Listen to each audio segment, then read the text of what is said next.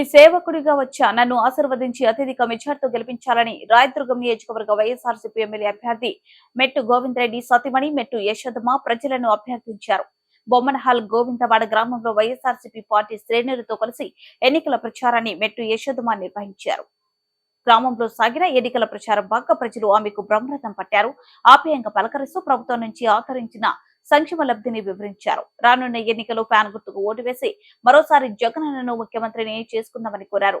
ఈ కార్యక్రమంలో municipal chairman పోరాలు శిల్ప, మాజీ మార్కెట్ యార్డ్ చైర్మన్ ఉషమ్మ, స్థానిక ప్రజా ప్రతినిధులు, వైఎస్ఆర్సీపీ నాయకులు, కార్యకర్తలు, అభిమానులు, వైఎస్ఆర్సీపీ కుటుంబ సభ్యులు తదితరులు పాల్గొన్నారు.